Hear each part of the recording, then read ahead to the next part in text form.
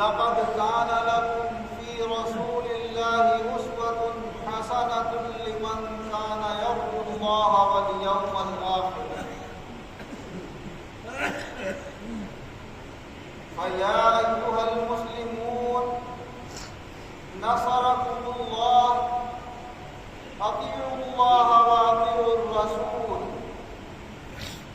وكونوا على أمره واجتنبوا عن نهيه فإن لكم فيه خير الدارين. حضرات کرام، خطبہ مسنونہ کے بعد قرآن عظیم کا جو حصہ تلاوت کیا اس میں اللہ تبارک و تعالی ارشاد فرما رہا ہے کہ تمہارے لیے اللہ کے رسول صلی اللہ علیہ وسلم کی ذات میں بہترین نمونہ ہے. یہ نمونہ اس شخص کے لیے ہے جو آخرت میں اللہ سے ملاقات کی امید رکھتا ہے. اللہ تبارک و تعالی اس امت کے تمام لوگوں کو جنہیں ایمان کی دولت حاصل ہو گئی وہ بھی اور جو ابھی ایمان سے دور ہیں ان کو بھی اللہ تبارک و تعالی یہ سبق دے رہا ہے کہ ہر ایک کامیابی کی تلاش میں ہے، لیکن حقیقی کامیابی اسی کو حاصل ہوگی جو نمونہ بنائے گا ذات محمد مصطفیٰ صلی اللہ علیہ وسلم. جب تک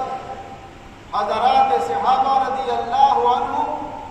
اپنی زندگی کے ہر پہلو میں اللہ کے رسول کی مبارک زندگی کو نمونہ بناتے رہے، ایک کے بعد ایک کامیابی حاصل کرتے چلے گئے، ترقیوں پر ترقیاں حاصل کی، اور آپ نے تاریخ علماء سے سنی بھی ہوں گی اور پڑھی بھی ہوں گی کہ پھر ان لوگوں نے اسلام کو کہاں کہاں پہنچا دیا اور کیسی کیسی زبردست حکومتیں انہوں نے قائم کروائی. لیکن جب سے یہ انسان اپنی سمجھ کو، اپنی عقل کو بعض جگہ مسلمان ہونے کے باوجود اللہ اور اس کے رسول کی سمجھ سے بھی زیادہ جاننے لگتا ہے، اور اپنی چالوں سے اور اپنی عقل سے بہت سے ناجائز اور غلط کام بھی یہ سوچ کر جاتا ہے کہ اللہ نے تو صحیح فرمایا، اللہ کے رسول نے تو صحیح فرمایا، مگر اس وقت میرا فائدہ یہ طریقہ اختیار کرنے میں. کیسا نادان ہے! کیا اللہ کے حکم سے ہٹ کر فائدہ ہو سکتا ہے؟ اللہ کے رسول کے طریقے سے ہٹ کر فائدہ ہو سکتا ہے؟ یہ تو نفس کا بہکاوا، شیطان کا وسوسہ ہے. وہ سامنے سے فائدہ دکھا رہا ہے لیکن اس کے پیچھے کتنا بڑا نقصان چھپا ہوا ہے یہ آدمی سمجھ بھی نہیں سکتا، کیونکہ بہت ساری چیزیں ہمیں سامنے سے چمکتی ہوئی نظر آتی ہیں مگر اندر ان کے کیا چھپا ہوا ہے یہ ہم نہیں سمجھ پاتے. اگر کوئی پیتل یا تانبے کے اوپر سونے کا پالش کر کے ایک ناسمجھ انسان کے سامنے رکھ دے تو وہ تو یہی سمجھے گا کہ سونا. یہ کیا معلوم کہ اس ہلکے سے اوپر سے پالش کے پیچھے پیتل چھپا ہوا ہے یا تانبا چھپا ہوا ہے. اللہ سب جانتا ہے. اللہ وہاں تک دیکھتا ہے جہاں تک تمہاری نظریں نہیں جاتی. اللہ نے اپنے رسول کو جو تعلیم دی ہے اس تعلیم کی روشنی میں اللہ کے رسول بھی وہ سب جانتے ہیں جو آپ نہیں جانتے. اس لیے اللہ تعالیٰ فرماتا ہے اللہ یعلم وانتم لا تعلمون، اللہ جانتا ہے اور تم نہیں جانتے. اسی لیے اللہ تبارک و تعالیٰ نے فرمایا عسیٰ ان تکرہوا شیئا وہو خیر لکم وعسیٰ ان تحبوا شیئا وہو شر لکم واللہ یعلم وانتم لا تعلمون. ہو سکتا ہے کہ تم بہت ساری چیزوں کو ناپسند کر رہے ہو مگر ان میں تمہارا فائدہ ہو سکتا ہے بہت سی چیزیں تمہارے سامنے وہ ہوں جنہیں تم پسند کر رہے ہو مگر اس میں تمہارے لیے کوئی شر ہو، کوئی نقصان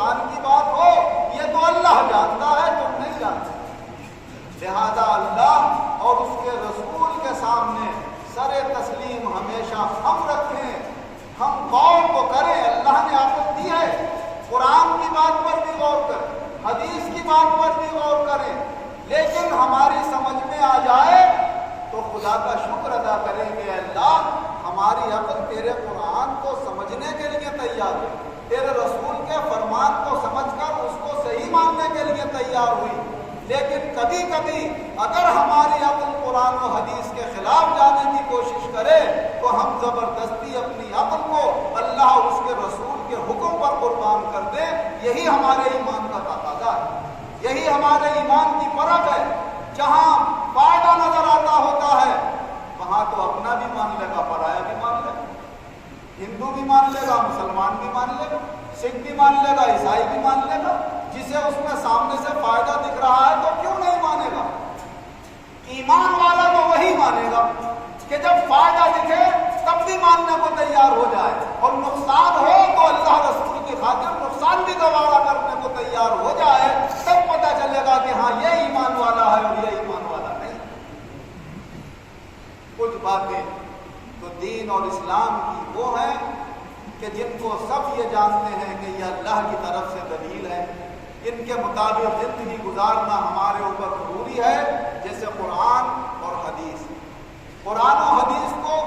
ہر مسلمان یہ جانتا ہے، وہ کہتا ہے بھائی اللہ اور رسول کے حکم کے مطابق چلا جائے، قرآن اور حدیث کے مطابق زندگی گزاری جائے۔ لیکن اسلام کی بنیادی 4 دلیلیں ہیں، 2 دلیلیں عام طور سے علماء جانتے ہیں اور عوام کے اندر وہ بات نہیں آتی ہے۔ ایک دلیل تو قرآن اور حدیث، یہ 2 ہو گئی، ان کو سب جانتے ہیں۔ لیکن ایک دلیل ہے جسے اجماع امت کہا جاتا ہے، کہ اگر ایک زمانے کے علماء حق سب بیٹھ کر کسی بات پر متفق ہو جائیں اور ایک اجماعی فیصلہ اختیار کر کے اللہ کے بندوں تک پہنچائیں تو پھر اس فیصلے کو بھی سب کو ماننا لازم ہوتا ہے کہ سارے علماء غلط نہیں ہو سکتے۔ اللہ نے یہ وعدہ کیا ہے اپنے رسول صلی اللہ علیہ وسلم سے کہ لا تجتمع امتک علی ضلالۃ او کما قال اللہ تبارک و تعالی۔ اے محمد مصطفیٰ صلی اللہ علیہ وسلم، میں تم سے یہ وعدہ کرتا ہوں کہ تمہاری پوری امت کبھی گمراہی پر مجتمع نہیں ہو سکتی۔ اگر وہ اتفاق کر رہے ہیں تو یہ اس میں ہدایت اور کامیابی کا راستہ ہے۔ اس سے اجماع ثابت ہوتا ہے، اور اس حدیث پاک سے بھی اجماع کا دلیل ہونا ثابت ہوتا ہے، جس میں حضور صلی اللہ علیہ وسلم نے فرمایا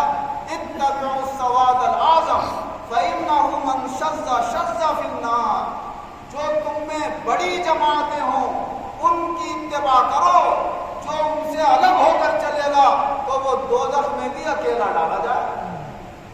دوزخ میں بھی کوئی اس کا ساتھی نہیں ہوگا۔ جنت میں ساتھی ہونا تو بہت دور کی بات ہے، وہاں دوزخ میں تو دوزخ کا عذاب ہوگا اور دوسرے اسے تنہائی کی پریشانی ہوگی۔ ایسا شخص ڈبل مصیبت کا آخرت میں شکار ہوگا۔ آج موبائلوں کے اوپر نئے نئے فکر رکھنے والے، دین کی قرآن و حدیث کا دعویٰ رکھنے والے اپنے آپ کو حق بتا رہے ہیں، ساری جماعتوں کو غلط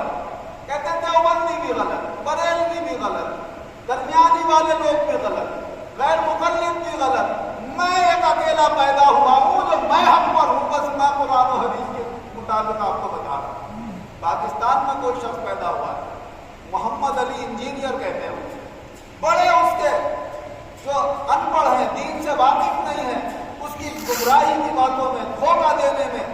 خوب مبتلا ہو رہا۔ ارے حضور کا فرمان کیا دیکھ رہے ہو کہ سارے مسلمانوں کی جماعتیں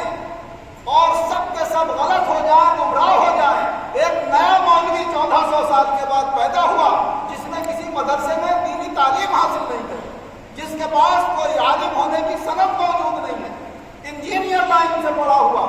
چند دنوں سے اس نے خود ساختہ اپنے طور سے ہندی میں، انگریزی میں ترجمے پڑھنا شروع کر دیے، دین کی باتیں پڑھنا شروع کر دی۔ شیطان نے اس کے دل میں یہ بٹھا دیا کہ بس تو ہم پر ہے، تیرے سوا سب گمراہ، کسی پارٹی سے تعلق رکھتے ہو، کسی جماعت سے۔ ہمارے رسول صلی اللہ علیہ وسلم نے پہلے ہی خبردار فرما دیا کہ سب غلط نہیں ہو سکتے، کہ سب تو غلط ہو جائیں اور ایک صحیح ہو جائے، یہ کبھی نہیں ہو سکتا۔ ہاں اختلافات ہو سکتے ہیں،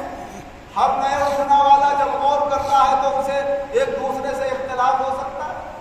لیکن بہت ساری اختلافات کی وجوہات ہوتی ہیں تو کہیں اتحاد کے بھی وجوہات ہوتی ہیں۔ تو اتحاد کی وجہ یہ ہے کہ ہم پہلے یہ دیکھیں کہ ہمارے سب علماء بالاتفاق جو بات کہتے ہیں، اگر اس سے ہٹ کر کوئی نیا آدمی آ کر کوئی بات کہہ رہا ہے تو ہرگز اس کی بات قابل تسلیم نہیں ہے۔ حضور صلی اللہ علیہ وسلم نے ہمیں حدیث پاک میں خبردار فرما دیا کہ آخر زمانے میں ایسے بہت سے لوگ اٹھیں گے جو کہیں گے کہ سب غلط ہیں، ہم اب پر ہیں۔ فرمایا ایسے لوگوں سے دور رہنا، وہ خود بھی گمراہ ہوں گے اور تمہیں بھی گمراہ کر دیں گے۔ جو ان کے فالوور بن رہے ہیں، ان کے کہنے والے کہنا مان رہے ہیں، وہ گمراہی کے اوپر قائم ہو رہے ہیں، لیکن اسے اس کی خبر بھی نہیں ہوئی۔ اور ایک چوتھی دلیل اسلام کے اندر جو عام طور سے مسلمان نہیں جانتے، اسے قیاس کہا جاتا ہے۔ قیاس کا مطلب یہ ہوتا ہے کہ قرآن حدیث میں جو کچھ اللہ اور رسول نے حکم دیا، عالم کسی نئی بات کے ظاہر ہوتے وقت کوئی نیا حادثہ، نیا واقعہ دنیا میں پیش آیا، اس میں قرآن میں اسے نہیں ملتی کوئی کھلی ہوئی دلیل، حدیث میں نہیں ملتی، تو اس جیسی اگر کوئی دلیل قرآن حدیث میں ہوتی ہے تو جو حکم اس جگہ قرآن اور حدیث میں دیا گیا ہے وہ مجتہد اور اس درجے کا جو اعلیٰ درجے کا عالم ہوتا ہے وہ دیگر علماء کے مشورے سے کبھی اپنے علمی اجتہاد سے وہ اس قرآن اور حدیث کے مسئلے کے مطابق دوسری بات کو پاتا ہے تو وہ حکم وہاں پر بھی لاگو کر دیتا ہے، اسے اجتہاد کہتے ہیں۔ اور یہ بھی حدیث پاک سے ثابت ہے۔ حضور نبی اکرم صلی اللہ علیہ وسلم نے جب حضرت معاذ بن جبل رضی اللہ عنہ کو یمن کا حاکم بنا کر روانہ فرمایا تو ان کو اونٹ کے اوپر سوار کیا اور خود نیچے آپ جب مدینے سے نکل رہے تھے وہ تو آپ ان کے رکاب پکڑے ہوئے پیچھے پیچھے جا رہے تھے، ساتھ ساتھ جا رہے تھے اور نصیحتیں فرما رہے تھے، اے معاذ جا کر ایسے حکومت کرنا، ایسے تم وہاں پر انتظام کرنا، ایسے یوں کرنا۔ اسی درمیان حضور صلی اللہ علیہ وسلم نے معلوم کیا، اے معاذ جب وہاں جاؤ گے تو لوگوں کے درمیان کس چیز کو روشنی بنا کر فیصلہ کرو؟ کہنے لگے یا رسول اللہ جو اللہ کا کلام قرآن عظیم کہتا ہوگا اس کے مطابق فیصلہ کرو۔ فرمایا اگر تم نے قرآن میں تلاش کیا اور اس کے متعلق مسئلہ نہیں ملا تو پھر کیا کرو گے؟ کہا یا رسول اللہ آپ کی سنت اور آپ کی حدیث کو دیکھوں گا، اس میں جو بات ملے گی اس کے مطابق فیصلہ کرو۔ کہا اگر اتفاق سے تمہیں حدیث میں بھی نہیں مل پائی وہ بات تو کیا کرو گے؟ تو کہا اجتہد برائے، یا رسول اللہ جو اللہ نے مجھے سمجھ دی ہے اس سے غور کروں گا، جو زیادہ بہتر بات ہوگی وہ لوگوں کے اوپر لاگو کروں گا۔ حضور صلی اللہ علیہ وسلم بڑے خوش ہوئے اور فرمایا الحمدللہ الذی وفق رسول رسولہ بما یرضی بہ رسولہ، تمام تعریفیں اس اللہ کے لیے ہیں جس نے اللہ کے قاصد کو یہ توفیق عطا فرمائی جو اللہ کا رسول پسند کرتا ہے۔ تو معلوم ہوا کہ جہاں پر قرآن میں نہ ملے، حدیث میں نہ ملے، وہاں سمجھدار علماء کے قوم کے لیے ہمدردی کا یہ تقاضا ہوتا ہے کہ انہیں بڑے نقصان اور تکلیف سے بچانے کے لیے وہ اپنے عملوں پر غور و فکر کریں اور قرآن و حدیث کی روشنی میں پھر کوئی فیصلہ لیں کہ یہاں پر ہمیں یہ حکم لاگو کرنا ہے۔ حضور نبی اکرم صلی اللہ علیہ وسلم نے بھی اپنے زمانے میں ایسا کیا ہے کہ جہاں پر قرآن و حدیث سے کھلا ہوا کوئی حکم نہیں ملا ہے تو آپ نے صحابہ کرام کو بٹھا کر مشورہ کیا۔ زیادہ تفصیل میں تو میں نہیں جانا چاہتا، لیکن تاریخ کا حضرات جانتے ہیں اور آپ لوگ علماء سے سنتے ہیں کہ جب جنگ بدر میں اللہ تعالیٰ نے اپنے رسول کو اور صحابہ کو فتح عنایت فرما دی اور 70 سے زیادہ لوگ وہاں قتل کیے گئے اور 70 کے قریب گرفتار ہوئے، تو اس موقع پر حضور نے مشورہ کیا صحابہ سے کہ انہیں قتل کر دیا جائے جو گرفتار ہوئے ہیں، یا پھر مسلمانوں کو اس وقت مال کی ضرورت ہے انہیں پیسے لے کر آزاد کر دیا جائے۔ تو حضرت عمر رضی اللہ عنہ کی رائے ہوئی سب کو قتل کر دیا جائے۔ حضرت ابوبکر صدیق رضی اللہ عنہ کی رائے ہوئی حضور مسلمانوں کو مال کی ضرورت ہے اس لیے مال لے کر انہیں آزاد کر دیا جائے۔ تو حضور صلی اللہ علیہ وسلم نے حضرت ابوبکر کی رائے پر عمل کیا۔ اللہ کے رسول ہیں، قرآن میں وحی نہیں ملی، اتفاق سے اللہ کی طرف سے کوئی وحی نہیں آئی صاف طریقے سے کہ یہاں یہ کرنا ہے، تو حضور نے غور کیا، صحابہ سے غور کروایا اور پھر اس کے مطابق حضرت ابوبکر کی رائے کے اوپر عمل کر کے ان سے فدیہ لے کر ان کی جانوں کو آزاد کر دیا۔ یہ میں نے ایک مثال دی ہے کہ دیکھو اسلام میں حضور صلی اللہ علیہ وسلم کے عمل سے بھی ثابت ہے، قول سے بھی ثابت ہے، حضور کے صحابی کے اس عمل سے بھی اور قول سے بھی ثابت ہے کہ کہیں ایسی ضرورت بھی پیش آ جاتی ہے جہاں بندے کو سوچنا پڑتا ہے کہ مجھے اس جگہ کیا کرنا ہے۔ ہمارے پیر و مرشد حضرت مولانا مولوی ریاض الدین احمد خان صاحب رحمۃ اللہ علیہ نے ایک واقعہ اس پر ہمیں سنایا تھا کہ کوئی شخص ایک دولت مند آدمی کے یہاں ملازمت کے لیے گیا، اور جب سب نے اپنے اپنے انٹرویو دیے، اسے ملازم اور نوکر کی ضرورت تھی، تو ایک شخص یہ کہنے لگا اپنے انٹرویو کے وقت کہ اگر آپ مجھے اپنے یہاں ملازم رکھیں تو صبح سے لے کر شام تک یا جتنی بھی میری گھنٹے کی ڈیوٹی ہے، آپ کو جتنے بھی کام لینا ہے، کس وقت کیا کام لینا ہے، کس وقت کیا کام لینا ہے، وہ ایک پرچے پہ مجھے لکھ کر دیں۔ آپ کے لیے بھی سہولت ہو جائے گی، بار بار کہنا نہیں پڑے گا، میں پرچہ دیکھ لیا کروں گا، جب اس کام کا وقت آئے گا خود کر لیا کروں گا۔ مالک بڑا خوش ہوا کہ اس سے اچھا ملازم کون ہوگا کہ ہمیں کہنا بھی نہیں پڑے گا اور ہمارا کام بغیر کہے خود بخود ہو جائے گا۔ چنانچہ وہ ایسے ہی کرتا، جب اس کسی کام کا وقت آتا اس کے لیے پرچے میں دیکھتا اس کا وہ کام بغیر طے کرتا۔ اتفاق سے ایک دفعہ وہ دونوں لوگ گھوڑے پر سوار ہو کر کہیں جا رہے ہیں، مالک بھی تھا اور ساتھ میں نوکر بھی تھا۔ سامنے ایک گڑھا آیا اور مالک کے گھوڑے کا پاؤں کسی گڈھے کے اندر پڑ کر گھوڑا گڑھے میں جا کر گر پڑا اور گھوڑے کے ساتھ ساتھ مالک بھی گر پڑا۔ مالک نے کہا ارے بھائی جلدی آؤ، مجھے نکالو یہاں سے۔ تو اس نے جیب میں سے پرچہ نکالا اور اس میں دیکھا، کہنے لگا صاحب ہمارے پرچے میں لکھا ہوا نہیں ہے کہ آپ اس جگہ اس وقت گھوڑے سے گریں گے اور ہم اٹھائیں گے۔ بولے ارے تیرا پرچہ ہو گیا، تجھے اتنی سمجھ نہیں ہے کہ کس وقت مجھے کیا کام کرنا ہے؟ تو کہا کچھ لوگ ایسے بھی ہوتے ہیں کہ ہر بات میں آپ سے یہ سوال رکھیں گے لکھا ہوا دکھاؤ،